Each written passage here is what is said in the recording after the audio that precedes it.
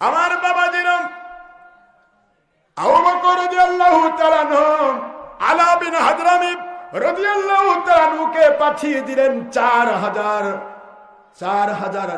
সৈন্য ঘোড়ার উপর টকবগিয়ে যাচ্ছে। কিন্তু বিশাল বড় সাহারা মরুভূমি পাড়ি দিতে গিয়ে হঠাৎ করে বিশাল নদীর তাপ, আগুনের মতো রোদ পড়তেছে। সাহারা মরুভূমিতে কোনো ছায়া নাই, কোন জায়গাতে কিছু নেই। উটগুলি আছে, উটগুলির মাথায়, উটগুলির পিঠের উপর খাদ্য খাবার রসদপত্র সমস্ত পানিগুলি দিয়ে দেওয়া আছে। হঠাৎ করে একটি মরুভূমির এক গভীর এলাকায় গিয়ে কি একটা ব্যাপার ঘটে গেল। সাহাবায়ে কেরাম দেখতে পেলেন চতুর্দিক থেকে যেন উটগুলি শুধু তরপাচ্ছে, লাফালাফি করছে। কি একটা ভয় তাদের মধ্যে বিরাজ করছে।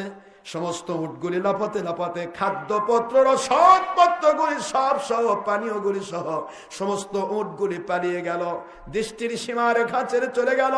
কত বড় সাহারা মরুভূমি, কে কোথায় কাকে খুঁজবে খোঁজার মতো ক্ষমতা নেই। সকল সাহাবায়ে কেরাম 4000 সাহাবায়ে কেরাম রাদিয়াল্লাহু আনহুম তারা ঘোড়ার উপর বসা, কিন্তু ঘোড়াও চলে না। সবার মধ্যে পানির তৃষ্ণা, খাদ্য খাবারের সমস্যা, ক্ষুধা লেগেছে। কিন্তু যেগুলি খাবার তুলে দেওয়া আছে উটের মাথা, উটের উপরে, সমস্ত উটগুলি পালিয়ে গেল। ঘোড়াকে বেঁধে রেখেছে, ঘোড়াগুলি পালিয়ে গেল পুরা শূন্য হাতে। সকল সাহাবায়ে কেরাম অস্থির হয়ে, আগুনের মতো তাপ পড়ছে, সেই আগুনের মতো তাপের মধ্যে মরুভূমির পানির উপর সাহাবায়ে কেরাম বসে গেলেন। বসে যাওয়ার পর অস্থির হয়রান হয়ে গেলেন। হযরত আলা বিন হাদরামি রাদিয়াল্লাহু তাআলা আনহু বলেন, রে সাহাবায়ে কেরাম, আমার নবীদের সাহাবা আপনারা যদি ভেঙে পড়েন তাহলে কেমন করে হবে? আপনারা কি জানেন না আমার আল্লাহ পাকের আইন রয়েছে? কোরআন শরীফের আইন হলো, আল্লাহ বলেছেন হাসবুকাল্লাহ, আল্লাহ আইন করেছেন ইয়া আইয়ুহান নবী হাসবুকাল্লাহ ওয়া মান ইত্তাবাআকা মিনাল মুমিনিন। আপনারা তো সবাই জানেন আল্লাহর আইন হলো সূরাতুল আনফালের 64 নম্বর আয়াতে কারিমা। আল্লাহ বলে দিয়েছেন মদিনা অবতীর্ণ আইন দিয়ে, দুনিয়ার মানুষরা যেখানেই তোমরা থাকবে, আল্লাহর নবীর প্রেমিক যারা, নবীকে মানার মতো যারা মানবে, ভালোবাসার মতো যারা ভালোবাসবে, ওই মানুষগুলোর জন্য আল্লাহ পাক যথেষ্ট হয়ে যান।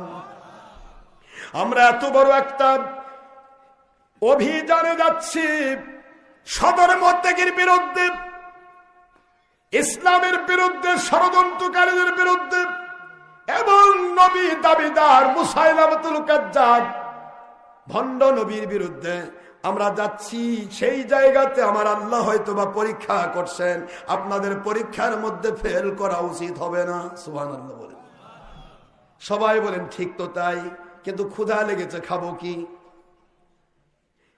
তৃষ্ণায় প্রাণ ফেটে যাচ্ছে, পুরো মরুভূমিতে কোনো খাবার নাই, কোনো পানি নাই, অস্থির হয়রান। আপনারা জানেন বাবারা, এই বিলের মধ্যে আপনারা থাকেন, বাংলার জমিন তো নাতিশীতোষ্ণ, নয় অতি উষ্ণ, নয় অতি শীত, যাকে বলে নাতিশীতোষ্ণ।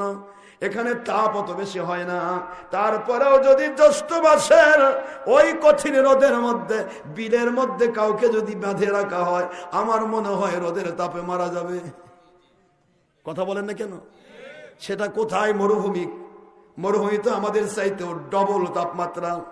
দিনের বেলা আগুন পড়ে, রাতের বেলা ঠান্ডা পড়ে, এটার নাম মরুভূমি। এই মরুভূমির মধ্যে সাহাবায়ে কেরাম হয়রান পেরেশান হয়ে গেছেন। আলা বিন হাদরামি রাদিয়াল্লাহু আনহু বলেন, আল্লাহ পাক রব্বুল আলামিন, ও মালিক, আপনি ওয়াদা করেছেন, এই মুহূর্তে আমরা আপনার ওয়াদা আপনার কাছে তুলে ধরতেছি। আল্লাহর নবীর যারা সৈনিক, নবীর যারা মহব্বতের মানুষ, নবীকে যারা মানার মতো মানে, ওই মানুষগুলোর জন্য আপনি নাকি যথেষ্ট হয়ে যান। ও মালিক, এই মুহূর্তে আমাদের পানির দরকার, এই মুহূর্তে আমাদের উটগুলি কই গেছে জানি না গো আল্লাহ। উটগুলি কোথায় খাবার নিয়ে গেল জানি না, এবং পানির দরকার, খাবারের দরকার। আপনার দয়া দিয়ে আমাদেরকে আপনি সাহায্য করুন। যেই মাত্র কথা আল্লাহ পাক রব্বুল আলামিন সঙ্গে সঙ্গে আলা বিন হাজরামী রাদিয়াল্লাহু আনহুর দোয়াকে কবুল করে নিয়ে নবীজি পাক সাল্লাল্লাহু আলাইহি ওয়াসাল্লামের সিরাতে দোয়া দিয়েছেন, আল্লাহ পাকের হাবিবের জন্য আমরা আপনার কাছে এসেছি, আল্লাহ আপনি দয়া করে কবুল করুন। মুহূর্তের মধ্যে মুষলধারে বৃষ্টি নাজিল হওয়া শুরু হয়ে গেল। মেঘ নাই, মেঘ নাই। মরুভূমির মধ্যে বছরে একবার যদি বৃষ্টি হয়, পুরা মরুভূমি মানুষ মনে হয় ঈদের দিন মনে করে। সুবহানাল্লাহ বলে। আগুনের মতো তাপ, তার মধ্যে হঠাৎ করে বৃষ্টি। বৃষ্টি it's has been raining cats and dogs. মুষলধারে বৃষ্টি শুরু হয়ে গেল। বৃষ্টির ভিতরে চতুর্দিকে বৃষ্টির পানি জমে গেল। সকলে পানি পান করতে করতে দেখে, হঠাৎ করে দেখে মালিকের কুদরতি খেলা, যেই সমস্ত উটগুলি চলে গিয়েছিল, সমস্ত উটগুলি তাদের খাদ্য খাবারগুলি নিয়ে তাদের সামনে হাজির হয়ে গেছে। وَمَن يَتَوَكَّلْ عَلَى اللَّهِ فَهُوَ حَسْبُهُ। সূরাতুত তালাক আপনি খুললে পাবেন 28 পারা 3 নম্বর আয়াতাংশ। আল্লাহ বলেন, দুনিয়ার মানুষ, আমি আল্লাহ আইন করেছি, আমি আল্লাহ পাকের উপর যারা নির্ভরশীল হয়ে যায়, আমি আল্লাহ তাদের জন্য যথেষ্ট হয়ে যাই। এই জন্য নবীকে ভালোবেসে যারা মানল, তাদেরকে আমি কষ্ট দেব না। তোমাদের উটগুলি ফেরত দিলাম, তোমাদের খাদ্য খাবার দিয়ে দিলাম। খাদ্য খাবার খেয়ে সকলে এবার পরিতৃপ্ত। ঠান্ডা গরম পার হয়ে গিয়ে ঠান্ডা পড়েছে। এই মুহূর্তে সকলেই চিন্তা করে আর তো কোনো সমস্যা নেই, আবার ঘোড়া চালানো শুরু হয়ে গেল। কিন্তু সামনে বিপদ, আর একটা সামনে যে আরো বড় বিপদ আছে, সেটাতে কি ঘটবে? যাচ্ছেন মরুভূমি পেরিয়ে বাহরাইন, মানে 2 সাগরের মাঝখানের দেশ, 2 দিকে সাগর, মাঝখানে বাহরাইন। এই বাহরাইনে যাবেন সদরমতেগীদের বিরুদ্ধে যুদ্ধ করার জন্য। কিন্তু দেখা গেল বাহরাইনের এই বিশাল বড় সমুদ্র, সমুদ্রের ভিতরে একটাও জাহাজ রাখা হয় নাই, একটাও কোন রকমের কোন প্রকার নৌকা রাখা হয় নাই। সমস্ত শত্রুরা বলেছে মুহাম্মদ সাল্লাল্লাহু আলাইহি ওয়াসাল্লামের সমস্ত মানুষগুলি আসতেছে, সাহাবায়ে কেরাম, তারা আসবে, সমুদ্র পার হতে পারবে না। আমরা তো সমুদ্র পারের আছি, আমরা জঙ্গলের ভিতরে, আমাদের ধরা সম্ভব নয়, আমাদেরকে কখনোই তারা পারে উঠবে না, এরা তো সমুদ্রই পার হতে পারবে না। সকল নৌকাগুলিকে তারা, নৌকা এবং জাহাজগুলিকে তারা সরিয়ে দিয়েছে। সরাসরি সমুদ্রের কাছে গিয়ে দেখা গেল কোনো নৌকা নাই, জাহাজ নাই। সমস্ত সাহাবায়ে কেরাম বলতে লাগলেন, এখন কি ঘটবে? 4000 সাহাবী কিভাবে ঘোড়া সহ বিশাল বড় বাহরাইন, এই 2 সাগর পাড়ি দিয়া কেমন করে পৌঁছবো? আমরা শত্রুর মোকাবেলা কেমনে করব? এত দূর এসেছি, কিন্তু শত্রুর তো কোনো নাগাল পাইলাম না। এখন আমরা এই বিশাল বড় সমুদ্র কি দিয়ে পার হব? হযরত আলা বিন হাদরামী রাদিয়াল্লাহু তাআলা আনহু বলেন, আবারও আপনারা চিন্তা করছেন কেন? এটাও আমার মালিক আমাদের সাহায্য করবে। সব জায়গায় কে সাহায্য করেন? কি বাবা, ঘুম পাচ্ছেন? শেষ করে দিব বাবা, তবরক নিয়ে আসেন।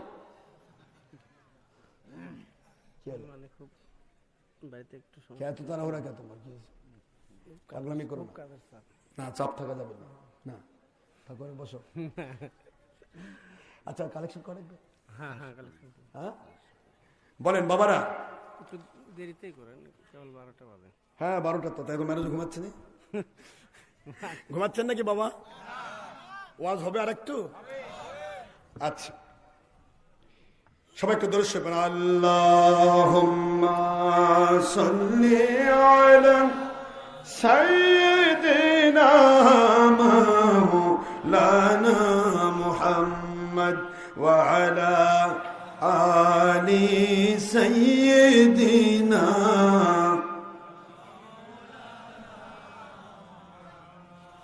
বাবাজি আমার আলা বিন হাদরামী রাদিয়াল্লাহু তাআলা আনহু উলিল আমর কাকে বলা হয়? এই 4000 সাহাবীর উলিল আমর ওই দিনের জন্য হযরত আলা বিন হাদরামী রাদিয়াল্লাহু আনহু তিনি আল্লাহর কাছে হাত তুলে বলে, ইয়া আলিমু ইয়া হালিমু ইয়া আলিয়ু ইয়া আজিমু। আগে পিছে নবীর উপর দরুদ শরীফ পড়ে নিলেন। এইবার তিনি বলছেন, ইয়া আলিমু, হে আমার আলিম আল্লাহ পাক, আমাদের ব্যাপারে আপনার সব জানা আছে। সুবহানাল্লাহ বলেন। ইয়া হালিমু, যত অপরাধ করেছি মালিক আপনি ধৈর্যশীল, অবশ্য আপনি ক্ষমা করবেন। ইয়া আলিয়ু, সব মানুষ ডুবতে পারে, আপনি উচ্চের উচ্চ, আপনি যার সাথে তারা কখনো ডুবতে পারে না। সুবহানাল্লাহ বলেন। ইয়া আজিমু, কেউ যেটা পারে না করতে আপনি তা সেকেন্ডের মধ্যে করতে পারেন। আপনি মহান ও আল্লাহ, আপনার নবীর ওসিলায় আমাদেরকে সমুদ্র পার করে দেন। সাহাবায়ে কেরাম দেখে আল্লাহ কিভাবে সাহায্য করেছেন, এইটা আল্লাহ বলেছেন, আমিনু কামা আমানান নাস। সাহাবায়ে কেরাম যেভাবে ঈমান এনেছে, বিশ্বাস করেছে, তোমরা ওইভাবে বিশ্বাস করো। তাদেরকে আমি যেমন সাহায্য করেছি তোমাদেরকে তাই করব। ফাইন আমানু বিমিসলি মা আমানতুম বিহি ফাকাদ ইহতাদাও। যদি আমার নবীর সাহাবায়ে কেরামের মতো ঈমান কেউ আনতে পারে, ওই বিশ্বাস যদি কেউ রাখতে পারে, আমি আল্লাহ আইন করলাম তাদেরকে আমি হেদায়েত দিয়ে নবীজির জান্নাতের সাথী বানাবো। সুবহানাল্লাহ। সে হেদায়েত পাবি। আজ আমরা ধীরে ধীরে সাহাবী থেকে দূরে সরে যাচ্ছি। কেউ মুআবিয়ার বিরুদ্ধে লাগছে, কেউ আবার যে যারা শিয়া মতবাদী তারা আবার আবু বকর ওমরের বিরুদ্ধে লাগছে। কথা কন না কেন জোরে? কি একটা ফিতনা চলছে মুসলমানের ভিতরে, যেন শয়তান শুধু প্লান্টিং গোল মতো ফুটবল খেলতেছে। ফুটবল যেমন এক লাত্তি মারলে ওই জায়গায় যায়, ওখানে লাত্তি ওই জায়গায় যায়। কথা কন না কেন? মুসলমান যেন শয়তানের দ্বারা ফুটবল খেলা ফুটবল হয়ে গেছে, যেদিকে যায় শুধু ঈমান হারা পজিশনে যাচ্ছে। সাহাবায়ে কেরামকে যদি কেউ অনুসরণ করে, আমার আল্লাহ বলেছেন তাদের জন্য আমি হেদায়েতের রাস্তা খুলে দেব। কিন্তু সাহাবায়ে কেরামকে অনুসরণ করা কই পজিশন? আমরা এক একজন এক এক পক্ষে যাচ্ছি। কেউ হোসেন রাদিয়াল্লাহু বিরুদ্ধে, কেউ আবার এজিদের পক্ষে। কথা করে দেখ, এজিদ রহমতুল্লাহ আলাইহি, এ যুগে রহমতুল্লাহ আলাইহি এজিদ চলা যাবে? যে জান্নাতের সর্দারকে হত্যার অর্ডার দেয়, সরাসরি বলে হোসেন এজিদের বায়াত অস্বীকার করেছে, সে কাফের হয়েছে, তাকে হত্যা করা ফরজ। নাউজুবিল্লাহ বলবেন না জোরে? অথচ আমার নবী পাক সাল্লাল্লাহু আলাইহি ওয়াসাল্লাম তার 61 হিজরির আগে, 10 হিজরির আগে আমার নবী পাক সাল্লাল্লাহু আলাইহি ওয়াসাল্লাম ঘোষণা দিয়ে দিয়েছেন, আল হাসান ওয়াল হুসাইনু সাইয়্যিদা শাবাবি আহলিল জান্নাহ। আমার হাসান আর হুসাইন তারা জান্নাতের সকল পুরুষের সর্দার, শুধু জান্নাতি নয়, জান্নাতের বাদশা। সুবহানাল্লাহ। আওয়াজ জোরে হবে না মুসলমান? জান্নাতের বাদশাকে হত্যার অর্ডার যে এজিদ দেয়, তাকে যদি আমরা রহমতুল্লাহ আলাইহি বলে গান গাই, তাহলে এটা কি হক্কানি আলেম হবে? সাহাবীর দিকে থাকতে হবে বাবা, সাহাবীর পক্ষ নিবেন। সাহাবীর বিপক্ষে যদি নবীর বেটাও যায়, তাকে মানা যাবে না, নাকি? কারণ আল্লাহ কাইন্দে সেনলিয়াকে সবিহিমুল কুফার। সূরাতুল ফাত 29 নম্বর আয়াতাংশ খুললেই পাবেন, 26 নম্বর পারা, 48 নম্বর সূরা। আল্লাহ বলেন, আমার নবীর সাহাবায়ে কেরামের দুশমনি করে কেবল তারা। কুফফারের আরবি, আপনারা কুফফারের অর্থটা কি? কুফফার মানে কি? কুফফার হলো কাফিরের বহুবচন। কথা বলে কি? আমার নবীর সাহাবীর দুশমনি যারা করবে তারা কি? কুফফার। লিয়াগিজু বিহিমুল কুফফার। কুফফার এই লিয়াগিজ যে আসছে, এই ইয়াগিজ শব্দটা বিহিম যে আসছে, এই বিহিমের ফাইল হচ্ছে সাহাবায়ে কেরাম। সাহাবায়ে কেরামের প্রতি যারা বিদ্বেষ ভাব পোষণ করবে, সাহাবায়ে কেরামের সাথে যারা দুশমনি ভাব রাখবে, আল্লাহর আইন হচ্ছে কুফফার। তাদের পজিশন হলো কাফেরের বহুবচন কুফফার। নাউজুবিল্লাহ বলবেন না জোরে? অথচ আমরা ধীরে ধীরে শিয়া মতবাদী হয়ে যাচ্ছি। বাংলাদেশে অনেক মানুষ শিয়া মতবাদী চলে যাচ্ছে। আবু বকরের বিরুদ্ধে, ওমরের বিরুদ্ধে, আলীর তার পক্ষ নিতে নিতে এত দূর যায় যে মনে হয় আলীকে নবী বানায়। শিয়াদের মতবাদ একটা আছে যে জিবরাইল ইসলাম ওহী দিতে আল্লাহ ভুল করেনি। আল্লাহ জিবরাইলকে ওহী দিচ্ছে আলীর উপর নাজিল করার জন্য, কিন্তু আলীর উপর নাজিল জিবরাইল ভুল করে মুহাম্মদ সাল্লাল্লাহু আলাইহি ওয়াসাল্লাম নাজিল করছে। এটা হলো শিয়াদের আকীদা। মুহাম্মদ সাল্লাল্লাহু আলাইহি ওয়াসাল্লাম নবী হওয়ার কথা ছিল, নবী হওয়ার কথা ছিল আলী। নাউজুবিল্লাহ বলবেন না তোরা?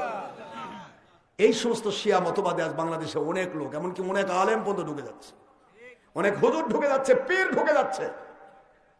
কয়টা কথা আপনি বলবেন বলেন? একদিকে নবীর বিরুদ্ধে লেগে গেছে, নবী আমাদের মতো, বড় ভাইয়ের মতো, মাটির মানুষ। এক কথা বলে নবীর মিলাদ নাই, কিয়াম নাই, হাতের মাদাত নাই, সবরাত নাই, সবে কদর নাই, ঈদ মিলাদুন নবী নাই, আরে কিছুই নাই, সব খালি উনি 2 নম্বরই করবে, সব আছে। আমিও বললাম ভাই সবই তো নাই, তা আপনার হাতের মোবাইলে যে ফেসবুক টানাটানি করতেছে, এটা কোন নবীর সুন্নত? কথা বলি, মোবাইলে যে আপনি ফেসবুকে এত কথা বলছেন, আপনি যে ছবির ভিডিওর মধ্যে ঢুকেছেন, এটা আবার কোন নবীর সুন্নত হলো? এটা আপনার বাপও করেননি। কথা বলেন কেন? আমাদের আব্বা করছে ফেসবুক, ইউটিউব। তা আপনি ইউটিউব টিভির পর্দা ছাড়া আপনাকে কেউ চিনেই না, আপনি সেখানে বসে বেদাত বেদাত করতেছেন। ভাই আপনার টিভির পর্দাটা কোন নবীর সুন্নত? এগুলি ফিতনা ফাসাদ। এই জন্য হুজুর অ্যাডভান্স বলেছেন যে আসতেছে ফাসায়ারা ফিতনা, আসতেছে ফিতনা। ফিতনা আসার আগেই তোমাদেরকে আমি আল্লাহ পাকের হাবিব আইন করে দিচ্ছি, তামাসসাকু বিসুন্নতি ওয়া সুন্নাতুল খুলাফায়ে রাশিদিন আল মাহদিয়্যিন, তামাসসাকু বিহা ওয়া আদ্দু আলাইহা বিন নওয়াজিজ। সুবহানাল্লাহ। হুজুর বললেন ফিতনা আসবে, অচিরেই ফিতনা আসবে। ফিতনা যখন আসবে তোমরা 2টি জিনিস ধরবে, আমি আখির নবীর সুন্নাত আর আমার খোলাফায়ে রাশেদ আবু বকর, ওমর, ওসমান, আলী রাদিয়াল্লাহু আনহুম, এই সাহাবায়ে কেরামের সুন্নাত তোমরা মারি দাঁত দিয়ে মজবুত করে ধরবে, তাহলে দুনিয়ার কেউ তোমাদেরকে পথ ভ্রষ্ট করতে পারবে না। জোরে বলুন সুবহানাল্লাহ। বাবারা আমার, বড় বিপদ সংকুল সময় আমরা কাটাচ্ছি। আমার কথাগুলি শুনতে আপনাদের কষ্ট হচ্ছে? আমার আব্বা জানেরা, আল্লাহ বললেন আমার নবীর সাহাবীদের মান তোমরা বুঝতে পারোনি, আমি বলে দিচ্ছি। ইয়াউমা লা ইউখজিল্লাহুন নাবিয়্যা ওয়াল্লাযীনা আমানু মাআহু। দুনিয়ার মানুষ রে, 28 পারা সূরাতুত তাহরিম 8 নম্বর আয়াত শরীফ খুলে দেখতে পারো। আল্লাহ বলেন আমার নবীর সাহাবীর মর্যাদা আমি কেমন দিয়েছি শোনো। আমার নবীর সাহাবী শুধু আখেরি নবীর সাহাবী, এই জন্য আমি তাদের মান দিলাম। দুনিয়াতে চলতে গিয়ে যদি তাদের ভুলও হয়ে যায়, মিস্টেক হয়ে যায়, গুনাহ হয়ে যায়, কিয়ামতের মহাময়দানেতে আমার নবীর মহব্বতে সাহাবায়ে কেরামকে আমি ধরব না, সাহাবীদেরকে আমি পাকড়াও করব না, লাঞ্ছিত করব না, তাদেরকে আমি সেখানে শর্মিন্দায় ফেলব না। স্বয়ং আল্লাহর আইন হলো সাহাবায়ে কেরামকে আল্লাহ ধরবেন না। সাহাবায়ে কেরাম মাহফুজ, নবীজির নবী পাক সাল্লাল্লাহু আলাইহি ওয়াসাল্লামের সাহাবীর মর্যাদা এটা। আজ আমরা প্রতিটি জায়গায় আমাদের আইন হয়ে যাচ্ছে নবী আমাদের মতো, অথচ আকাইদে নাসাফি খুললে পাওয়া যায়, আকাইদে ফিকে আকবর খুললে পাওয়া যায়, আকাইদে দেওবন্দ খুললে পাওয়া যায়, মুহান্নাদ আল মুফান্নাদ, আকাইদে তহাবি খুললে পাওয়া যায়। দুনিয়ার মানুষ সাহাবীদের মান সম্পর্কে জিজ্ঞাসা করা হয়েছিল। 4 জন মাযহাবের ইমামকে, তাদের মধ্য থেকে বড় বড় ইমামকে বলা হয়েছিল, আব্দুল্লাহ ইবনে মুবারক রাহমাতুল্লাহকে বলা হয়েছিল আমার নবীর সাহাবীর সাথে পরবর্তী স্টেপের সকল ও সমস্ত যত তাবেঈ আছে, তাবেঈদের শ্রেষ্ঠ তাবেঈ নাম হচ্ছে হযরতে ওমর বিন আব্দুল আজিজ রহমতুল্লাহ আলাইহি।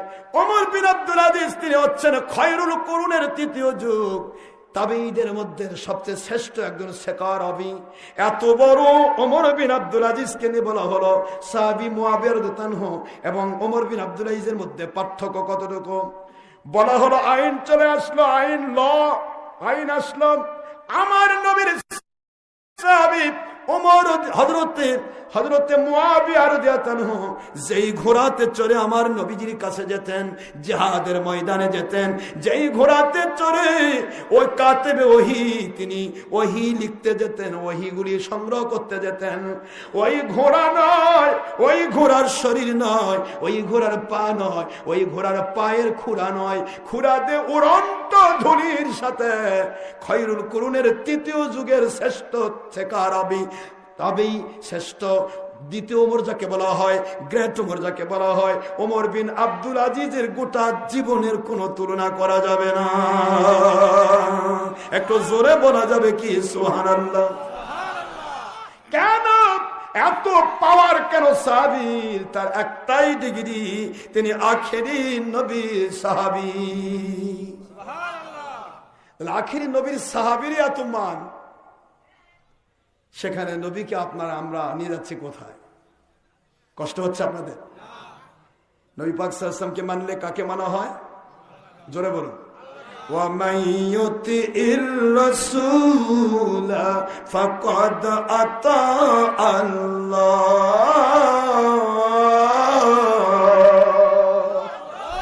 সূরাতুন নিসা 4 নম্বর সূরা 5 নম্বর পারা, মদিনা অবতীর্ণ আয়াত শরীফ নম্বর 80।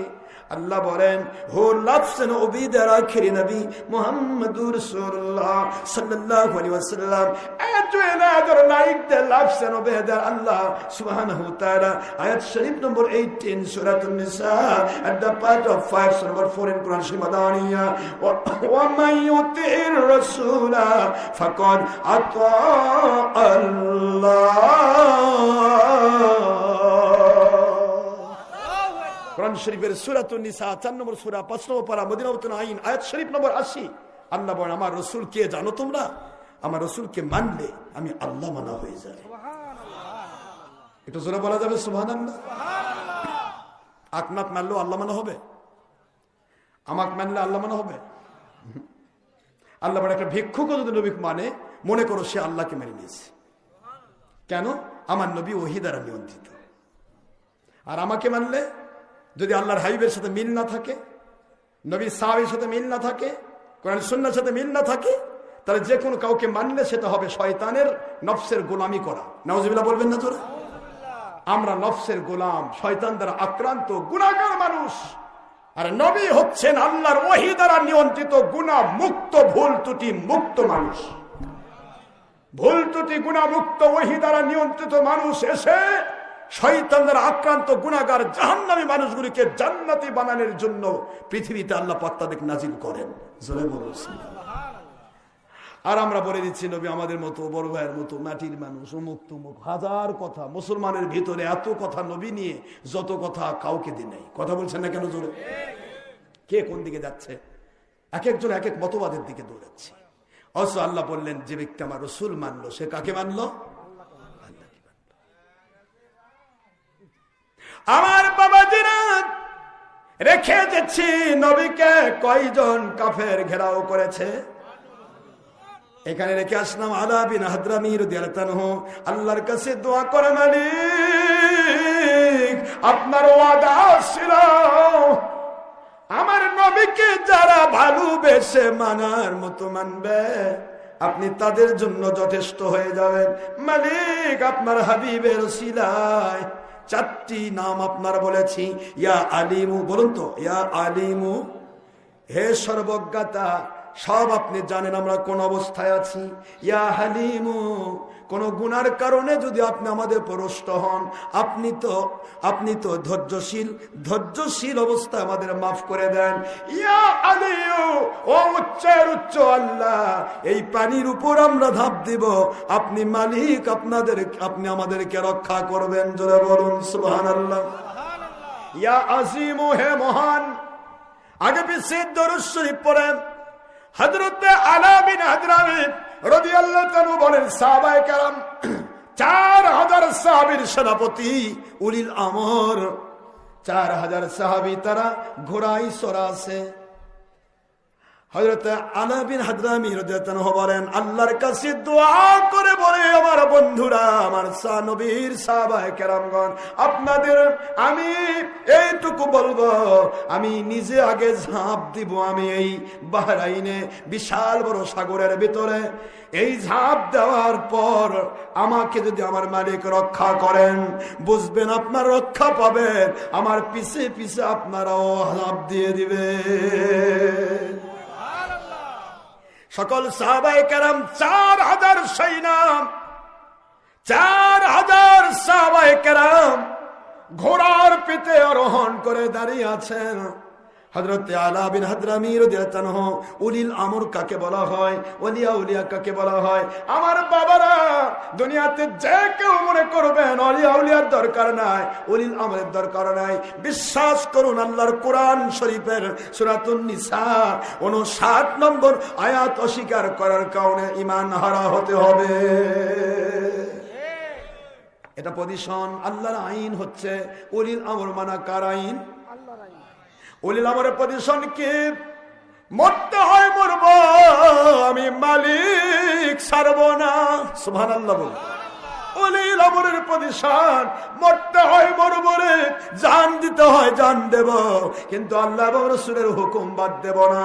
ইচ্ছা করে হারাম কাজ করব না, ইচ্ছে করে ফরজ ও ওয়াজিব সুন্নাত বাদ দেব না, ইচ্ছে করে কখনো নবীর দুশমনী তো দূরের কথা, কোন হক্কানি ওলির দুশমনী করব না। কোনদিন ইচ্ছে করে সাহাবীর দুশমনী তো দূরের কথা, দুনিয়াতে কোন সাধারণ মুমিনের দুশমনী করব না। ঠিক না ভাই? ঠিক বলুন। দুশমনী করলেই আল্লাহ পাক খেপে যান। আল্লাহ বলেন, আল্লাহু লা ইয়াহদিল কওমাল জালিমিন। দুনিয়ার মানুষ রে, জালেম হয় না। আমি আল্লাহ আইন করেছি, জালেমদেরকে আমি হেদায়েত দান করব না। মাজলুম হন, ওয়াতাওয়াসাউ বিল হক ওয়াতাওয়াসাউ বিস সবর।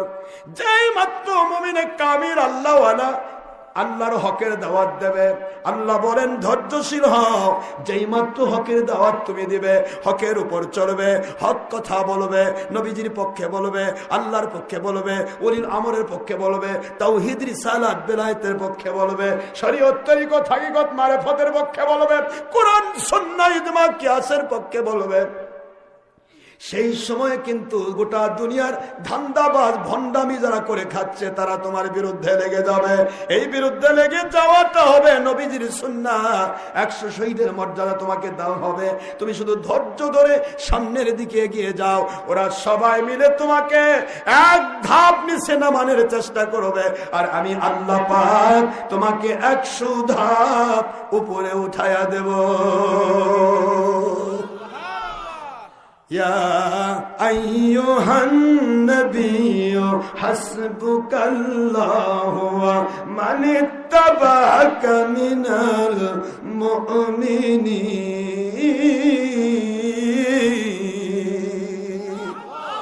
বন্ধু, আমি আল্লাহ আপনার জন্য যেমন যথেষ্ট, কিয়ামত পর্যন্ত কে কার ছেলে, কে কোথায় পড়াশোনা করেছে, কে মাদ্রাসায় পড়েছে, কে কলেজে পড়েছে, কে ভিক্ষুকের ছেলে, কে বাদশার ছেলে, কে কালো আর কে সাদা, কে মহিলা কে পুরুষ, কে কোথায় বাস করে, আমি আল্লাহ দেখব না। আপনাকে ভালোবেসে মানার মতো যে মুমিনেরা মানবে গো নবী, ওরা পানিতে ডুবলে ডুববে না, আমি সাহায্য করব। আগুনে ফেললেও ইব্রাহিম নবী আলাইহিস সালামকে যেমন সাহায্য করেছি, ওদের আগুনের মধ্যেও সাহায্য করব, বাতাসের মধ্যে সাহায্য করব। যেখানেই যাবে নবী, আমি আপনার মহব্বতে তাদের জন্য যথেষ্ট হয়ে যাব। একটু জোরে বলা যাবে সুবহানাল্লাহ? আল্লাহ আপনার হুকুম তরক করি, আমি প্রতি পাই তবু আলো দীপ, বাতাস দীপ, বাসান বান্দা। কাজী নজরুল ক্লাস 8 পাস মানুষ। কাসিদা লিখতে গিয়ে এমন ভাবে লিখেছেন, টাইটেল ক্লাসে, দাওরা ক্লাসে যে বুখারীর হাদিস পড়ানো হয়, ওই বুখারীর হাদিস তার শ্লোকের মধ্যে ঢুকাই ফেলছে। সুবহানাল্লাহ বলবেন না? শ্রেষ্ঠ নবী দিলেন মোরে তরিয়ে নিতে রোজ হাসরে, হক পথ না ভুলি তাই তো দিলেন নবীর কাছে কুরআন সুন্দর, বলেন কুরআন সুন্দর বাণী আল্লাহ আপনার মেহেরবানি। বলেন না, আল্লাহ খুশি হবে। আল্লাহ আপনার মেহেরবানি, এই সুন্দর ফুল সুন্দর ফল মিঠা নদীর পানি আল্লাহ আপনার মেহেরবানি আল্লাহ।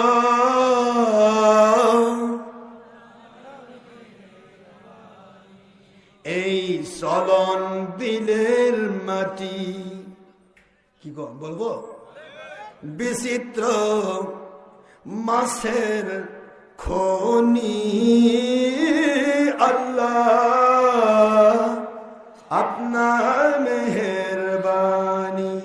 100 দিনের ধান হলে গোটা বছর খাওয়া হয়, কি কোন কথা বললি। এই চলবিলের মাটি উত্তম ধানের ঘাটি, নাকি কথা কোন না কেন। এই শস্য শ্যামল ফসল ভরা মাটির ডালি খানি আল্লাহ আপনার মেহেরবানি।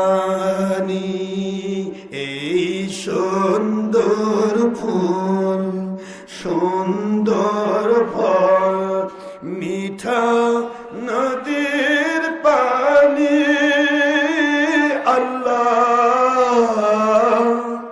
আপনার মেহেরবানি আল্লাহ।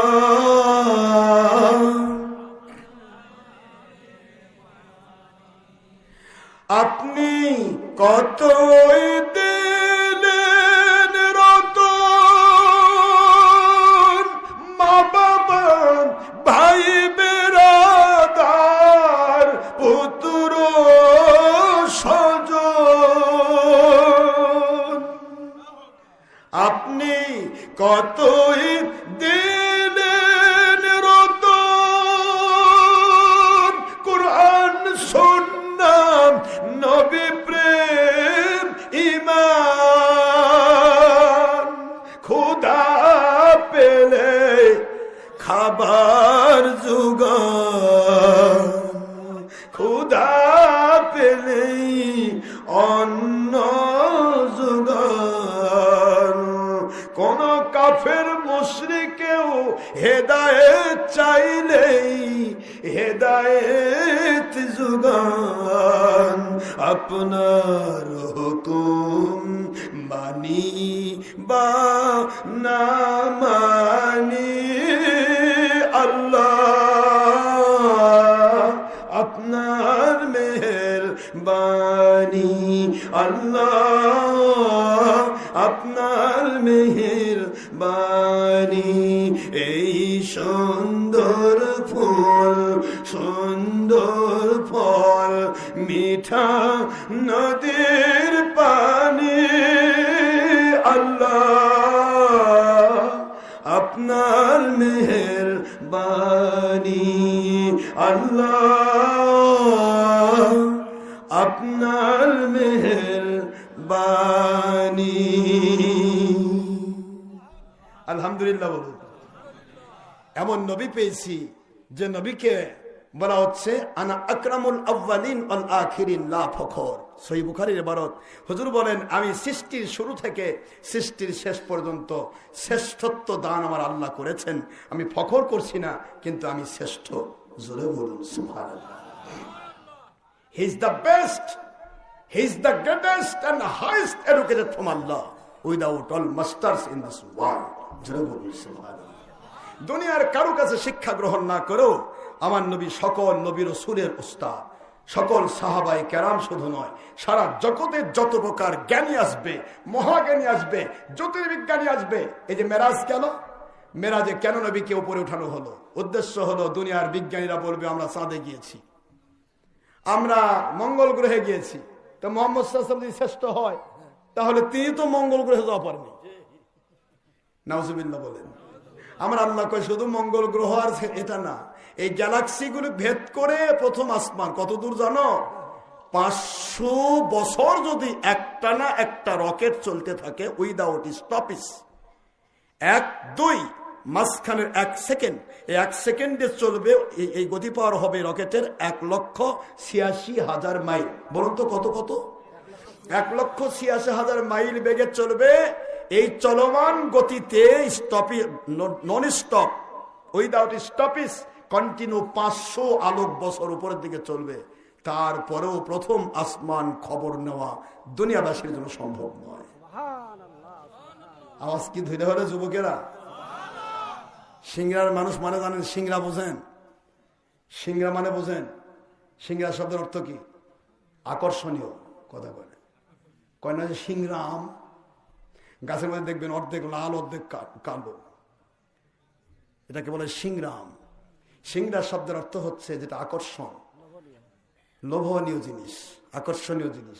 তা আপনারা লোভনীয় আকর্ষণীয় জিনিস ঘুমেন একটু বললে হবে? মন খারাপ করছেন না?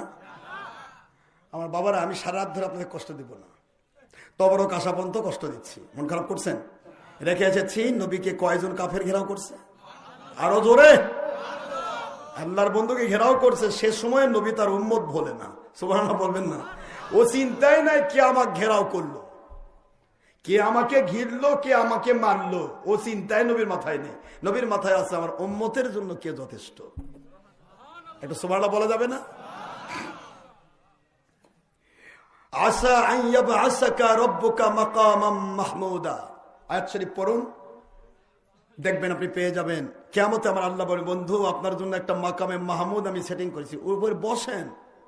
নবী বলবে, আমি বসবো না আল্লাহ, আমার উম্মত যতক্ষণ পর্যন্ত জান্নাতি না হয়েছে ততক্ষণ আমি মাকামে মাহমুদে বসবো না।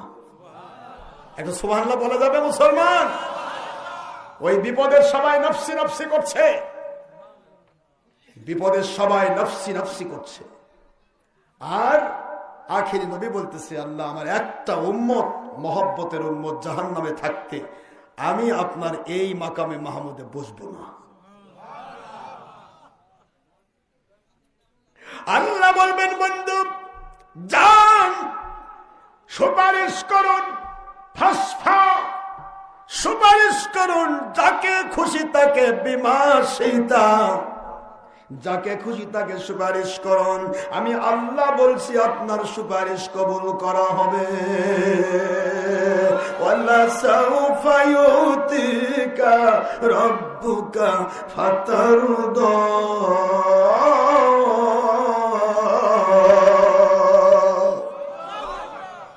মাইক তো ফাটাফাটি মাইক, সেটিংটা মনে হয় একটু মাঝে মাঝে উল্টু উল্টু হচ্ছে। এবার সুন্দর হয়েছে বাবা, এবার ভালো হচ্ছে না? আমার কথা আপনার কষ্ট পাচ্ছেন? আল্লাহ বলবেন, বন্ধু যান সুপারিশ করেন। নবীজি দৌড় দেবেন পুলসিরাতে, দৌড় দেবেন আবার ওই যে মিজানের পাল্লায় যেখানে পাপ বদি ওজন হচ্ছে, দৌড় দিয়ে গিয়ে দেখবেন বব বদি ওজন হচ্ছে এক গুনাহগারের। গুনাহগার তার জীবনের পাপ বদি ওজন হচ্ছে, পাপের পাল্লা ভারী হয়ে গেছে, ঠেকে গেছে, নেকির পাল্লা কমে গেছে। আল্লাহর বন্ধু বলবে, ফেরেশতারে এই মহামাট মহাময়দানেতে আমি আখেরি নবী বলতেছি, তুমি আরেকবার ওজন দাও। ফেরেশতা একটা বারও বলবে না, হাদিস প্রমাণ করে একটা বার ফেরেশতা বলবে না, নবী আল্লাহ পাক তো আমাকে এমন বলেন নাই যে আপনি বলবেন আমি ওজন কমাবো বাড়াবো, তা তো হতে পারে না, আমি ওজন দিছি, এটা বলবে না। তাদের কাছে আইন করা আছে, ফেরেশতা জানো না, মাইউতির রাসূল ফাকাদ আত আল্লাহ, যে আমার রাসূলকে মানে সে আমি আল্লাহ মানা হয়ে যায়। ফেরেশতার ক্ষমতা নেই নবীর সামনে বলবে, হুজুর আর মাপবো না, এইমাত্র জাহান্নামের যাওয়ার পথ প্রসার হয়ে গেছে। এ বাবা কষ্ট পাচ্ছেন আপনারা? এইমাত্র গুনার পাল্লা কি হয়েছে? ভারী হয়ে গেছে। আল্লাহর বন্ধু বলে, ওই দিন হাতে একটা চিরকুট আমি রাখবো, ওই চিরকুটটা তোমার ওই নেকির পাল্লার উপর আমি রেখে দিয়ে বলবো, ও আমার ফেরেশতা, এবার তুমি আবার মাপো।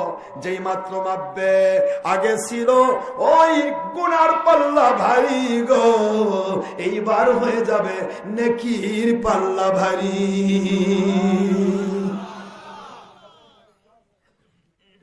ওই ব্যক্তিটা বলবে, গুনাহগার উম্মত বলবে, দু চোখের পানি ছেড়ে দিয়ে কাঁদবে আর বলবে, আল্লাহর বন্ধু, এই মুহূর্তে আমি মহা বিপদে ছিলাম, আমার জীবনে একটা বারও মনে হয় না আমি জান্নাতে যেতে পারবো, আমার নেকির পাল্লা ভারী হয় নাই, উঠে গেছে উপরের দিকে, আমার গুনার পাল্লা ভারী হয়ে গেছে। ও আল্লাহর বন্ধু, এই মুহূর্তে আপনি দয়া করে কি দিলেন আমার নেকির পাল্লায়, যার কারণে আমার নেকির পাল্লা ভারী হয়ে গেল। আল্লাহর বন্ধু বলবেন, ও আমার গুনাহগার উম্মত, তোমার জীবনের গুনাহ তোমাকে জাহান্নামে নিতে চলেছে। আমি আখেরি নবী, তোমার জীবনের সেই দরদ গুলো, রাতের অন্ধকারে দরদ পড়েছ, দিনের আলোতে দরদ পড়েছ, আমার প্রতি বারবার দরদ পাঠিয়েছ, ওই দরদ শরীফ গুলো আমি রিজার্ভ করে রেখেছি রে উম্মত। এই দরদ শরীফ গুলো আজকে তোমার নেকির পাল্লায় আমি দিয়ে দিয়েছি। আল্লাহু আকবার বলুন। কি মেহমান আসছে নাকি? আলহামদুলিল্লাহ, আসুন বাবা আসুন। আমরা নেকির পাল্লা ভারী হয়ে গেল, আখেরি নবী সাল্লাল্লাহু আলাইহি ওয়াসাল্লাম কি দিবেন বলেন তো? কথা কয় না। কি দরুদের দরকার আছে? এই জন্য দরুদ শরীফ বেশি করে পড়বেন। আমাদের আমল কিন্তু বহুত ভুল আছে, কিন্তু যে বান্দা দরুদ শরীফ পড়ে, আল্লাহ পাকের হাবিব বলেন, আমি কিয়ামতে তার সুপারিশ করব। মাশাআল্লাহ, আমাদের কোন মেহমান আসলো? প্রেম, আল্লাহ প্রেমের ইসলাম নিরাপদ থাকবে, আল্লাহ তাদের যেন দায়িত্ব দেয়, কি ঠিক না? এটা তো মালিকের কুদরতি ব্যাপার। কিন্তু প্রশ্ন হলো, আমরা সবাই সবাইকে ভালোবাসি, মুসলমান ভাই একজন আরেকজন ভাইকে ভালোবাসি, ঠিক না বাবা? কেউ কারোর প্রতি বিরক্তি নেই আমাদের। বাবা ঠিক আছে, আপনি যেতে পারেন, আরো আপনার থাকতে পারে। আল্লাহুম্মা সাল্লি আলা মাওলানা মুহাম্মদ ওয়া আলা। মাশাআল্লাহ মাশাআল্লাহ, আলহামদুলিল্লাহ। আমার বাবা আমাদের কাছে যিনি কথা বললেন, সম্মানিত মোহাম্মদ দাউদার মাহমুদ, জি দাউদার মাহমুদ সাহেব 5,000 টাকা দিয়েছে, আলহামদুলিল্লাহ বলেন। মাদ্রাসার জন্য নন কল্পেজ 5,000 টাকা দিয়েছে। আল্লাহ পাক তার দানকে কবুল করুন, আল্লাহ পাক তার নেক আশা পুরা করুন, আমিন বলেন। জীবনের গুনাহ মাফ করুন আল্লাহ। আপন জনদেরকে আল্লাহ পাক যারা পূর্বসূরি উত্তরসূরি যারা কবরবাসী হয়েছে, কবরগুলিকে জান্নাতের বাগান বানিয়ে দিন, আমিন বলেন। বাবারা, আমরা কিন্তু শেষ পর্বে চলে এসেছি, এখন 12:30 বেজে গেছে। আমার টাইম হলো 1টা, মাত্র আধা ঘন্টা টাইম আছে, এর মধ্যে আমরা শেষ করবো। হুজুর পাক সাল্লাল্লাহু আলাইহি ওয়াসাল্লামকে ঘেরাও করেছে কয়জন ব্যক্তি? আর ওইদিকে হযরতে ধাপ দেয়নি, এখনো দেবে। হ্যাঁ, আলা বিন হাদরামী রাদিয়াল্লাহু আনহু সাহাবী, আমার নবীর সাহাবীর মূল্য কত, তাই না? দেখেন তো, উনি বলতেছেন যে আমি আমার মালিককে খুশি করার জন্য নবীজি পাক সাল্লাল্লাহু আলাইহি ওয়াসাল্লাম ওনার ওসিলা দিয়ে দরুদ শরীফ পড়ে আল্লাহ পাকের 4টি নাম নিয়েছে। কয়টা বলেন তো দেখি? আপনারা যে কোনো বিপদে পড়ে 4টি নাম ব্যবহার করতে পারেন, যে সুন্নাহ মাসনুন দোয়া। বলেন, আগে দরুদ হবে, পরে দরুদ হবে। কোন দোয়া আগে পিছিয়ে দরুদ না হলে কবুল হবে না, এটা মনে থাকবে তো। দরুদ শরীফ সত্য। আর দোয়া মাওকুফুম বাইনাস সামাই ওয়াল আরদ হাত্তা তুসাল্লি আলাইয়া। সেই মুসলিমের হাদিস হুজুর বলেছেন, দোয়া আসমান জমি মাঝখানে ঝুলে রাখা হয়, যত হাজার যত কোটি মানুষ দোয়া করুক, যতক্ষণ ধরে দোয়া করুক, আসমান জমি মাঝখানে ঝুলে রাখা হয় যতক্ষণ সে আমার কাজ উপরে দরুদ সালাম না পেশ করে। নাউজুবিল্লাহ বলেন। তো আগে পিছিয়ে দরুদ শরীফ পড়ে যে কোনো বিপদে পড়ে আপনি 4টি নাম পড়েন, বলেন তো একটু বলেন। এটা কিন্তু আমল একটা, ইয়া আলিমু, ইয়া হালিমু, ইয়া আলিয়ু, ইয়া আজিমু। কয়টা হলো? এই 4টি নাম যদি আপনি যে কোনো বিপদের মধ্যে পড়ে আপনি দোয়া করেন, আর এইটাকে সামনে নিয়ে আপনি সামনে এগিয়ে যান, আমার মালিকের পক্ষ থেকে নবীজির ওসিলা আপনার উপর গায়বী মদদ নাজিল হবে। তার প্রমাণ এখানে, এটা প্র্যাকটিক্যাল। দেখুন আলা বিন হাদরামী রাদিয়াল্লাহু বলতেছেন, আমি যদি ডুবে না যাই তাহলে আমি তোমাদের উলিল আমর, আজকে আমি প্রতিনিধি, সেনাপতি, তোমরা যদি আমার পিছে ঝাঁপ দাও তোমরাও ডুববে না।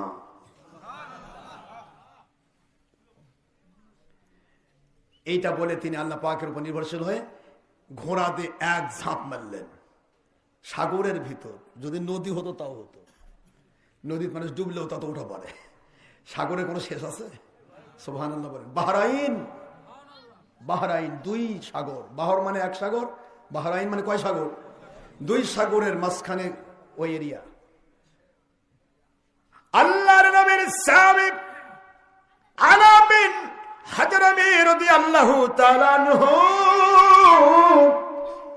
এক ঝাঁপ দিয়েছে আমার মালিকের উপর নির্ভরশীল হয়ে, নবীজির উপর দরুদ শরীফ পড়ে, ইয়া আলিমু ইয়া হালিমু ইয়া আলিয়ু ইয়া আযীম বলে ঝাঁপ দিয়েছে। 4000 সাহাবী বর্ণনা করে, আমরা নিজের চোখে দেখেছি আলা বিন হাদরামী রাদিয়াল্লাহু আনহু যেই মাত্র ঝাঁপ দিয়েছে, মনে করলাম সাগরের মধ্যে মনে হয় ঘোড়া নিয়ে দৌড়াতে হবে, ঘোড়া নিয়ে মনে হয় সাঁতার কাটতে হবে। না রে না, তিনি যখন ঝাঁপ মারলেন, ঘোড়া যেন দুনিয়াতে রাজপথে যেভাবে চলে, পানি, সাগরের পানি মাটির মতো শক্ত হয়ে গেছে। জোরে আওয়াজ দেন সুবহানাল্লাহ। পানির উপর ঘোড়া দৌড়াচ্ছে টকবক করে। 4000 সাহাবী মুহূর্তের ভেতরে এক ঝাঁপ মেরে বাহরাইন সাগরের মধ্যে যে মাত্র ঝাঁপ দিয়েছে, সমস্ত সাহাবায়ে কেরাম একসাথে দৌড়াচ্ছে, ঠিক যেন বিশাল বড় একটা রাজপথ। এটা দুনিয়ার রাজপথ, আমাদের যে রাজপথ, একসাথে কি 4000 ঘোড়া দৌড়ান যাবে? কথা বলবে কেন?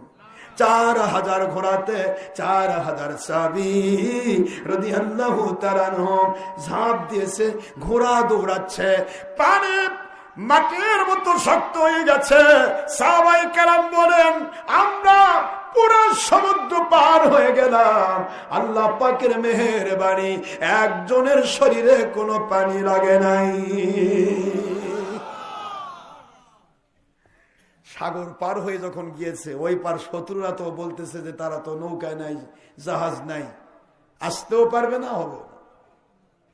সাগর পার হয়ে সাহাবায়ে কেরাম যখন চলে গিয়েছে, শত্রুরা দূর থেকে দেখে দূরবীন দিয়া, তখন তো দূরবীন না, ওই যে এরকম চোখ বাজবো দেখেন একটা আছে না, কি কয়, জাহাজে ব্যবহার হয় এগুলো। জাহাজে যারা জাহাজ চালায়, মেরিন সেনা যারা, তাদের কাছে এক শ্রেণী ইয়া থাকে, দূরবীন। এখন তো টেলিস্কোপ দূরবীন হয়েছে, কিন্তু তখন দূরবীন ছিল না। দূরবীনের মতো ওই যে সামনে মোটা গ্লাস, পিছনে সেকেন্ড গ্লাস দিলে দূরকে কাছে দেখানো হয়। কথা কি বুঝতে পেরেছেন? আমাদের ছোট ছোট শিশুরা এক শ্রেণী ব্যবহার করে না, এরকম দেখেন, কথা কয় না। এক সাইডে দূরে দেখা যায়, দূরকে কাছে দেখা যায়, আরেক সাইডে কাছকে দূর দেখা যায়। দেখেন আপনার এটা গ্লাসিং সিস্টেম। এখন তো টেলিস্কোপ এসেছে, যন্ত্র এসেছে, কিন্তু তখন টেলিস্কোপ ছিল না, এই সিস্টেম ছিল।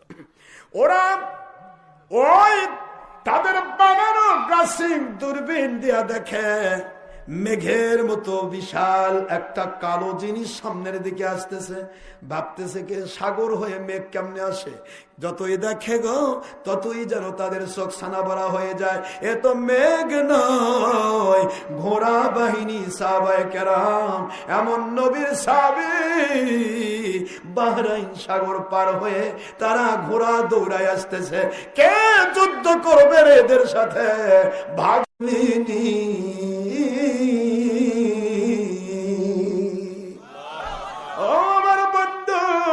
আপনার জন্য আমি আল্লাহ যেমন যথেষ্ট, কিয়ামত পর্যন্ত যেই মানুষগুলি আপনাকে ভালোবেসে মানার মতো মানবে, আমি আল্লাহ ওয়াদাবদ্ধ হয়ে গেলাম, তাদের জন্য আমি আল্লাহ যথেষ্ট হয়ে যাব।